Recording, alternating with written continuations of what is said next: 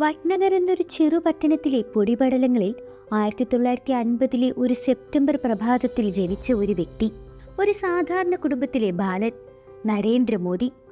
ജീവിതത്തിന്റെ തുടക്കം അല്പം കഠിനമായിരുന്നു. കുടുംബത്തിന്റെ ചെറുകിട കടയിൽ ചായ വിൽക്കുന്ന ബാലന്റെ മുഖത്ത് ഒരിക്കലും മങ്ങിയില്ലാത്തൊരു തെളിച്ചമുണ്ടായിരുന്നു. ചായക്കപ്പ് കൈകളിൽ പിടിച്ചിരുന്നെങ്കിലും ഹൃദയം പിടിച്ചിരുന്നത് ഇന്ത്യയുടെ സ്വപ്നം. പുസ്തകങ്ങൾക്ക് മുന്നിൽ ചിലവഴിച്ചിരുന്ന രാത്രികൾ, ദേശസ്നേഹ കവിതകളിൽ ചൂടേറ്റ മനസ്സ്, RSSന്റെ ക്യാമ്പുകളിലെ അനുസരണം, സേവാഭാവത്തിന്റെ വിത്തുകൾ എല്ലാം ചേർന്ന് ബാലന്റെ ഉള്ളിൽ ഒരു നേതാവിന്റെ ശില്പം തീർത്തു.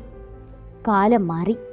2001 ഗുജറാത്തിന്റെ മുഖ്യമന്ത്രിയായപ്പോൾ അവന്റെ മുന്നിൽ വെല്ലുവിളികൾ മല പോലെ.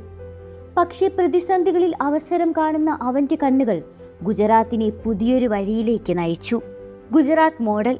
ഇന്ത്യയുടെ രാഷ്ട്രീയ സംവാദങ്ങളിൽ അത് മുഴങ്ങിത്തുടങ്ങി. 2014 രാജ്യത്തിന്റെ ജനങ്ങൾ ഒരുമിച്ചെഴുന്നേറ്റു. ചായക്കടക്കാരന്റെ മകൻ ഇന്ത്യയുടെ പ്രധാനമന്ത്രിയായി സിംഹാസനത്തിൽ കയറി. ജനങ്ങളുടെ കയ്യടിയിൽ ചരിത്രത്തിന്റെ പുസ്തകത്തിൽ അവന്റെ പേര് പതിഞ്ഞു. പിന്നീട് അദ്ദേഹം തുടങ്ങിവെച്ചു പദ്ധതികളുടെ പാതകൾ.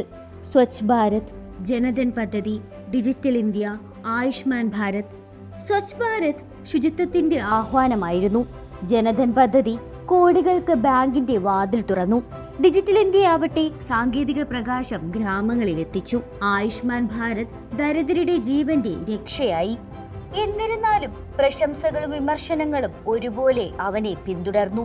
ജീവിതത്തിന്റെ സ്വകാര്യ അധ്യായങ്ങളിൽ അവൻ ഏകാന്തനായി നിന്നു.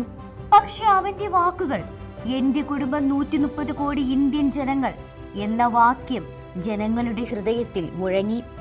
വട്നഗറിലെ പൊടിയിൽ നിന്നും തുടങ്ങി ലോകത്തിന്റെ വേദിയിലെത്തി ഒരു രാഷ്ട്രത്തിന്റെ സ്വപ്നമായി മാറിയ അദ്ദേഹത്തിന്റെ പേര് നരേന്ദ്രമോദി. ഒരു ചെറുപ്പക്കാരന്റെ കഥ, ഒരു ജനതയുടെ പ്രതീക്ഷ, ചരിത്രത്തിന്റെ അനശ്വര ഗാനം.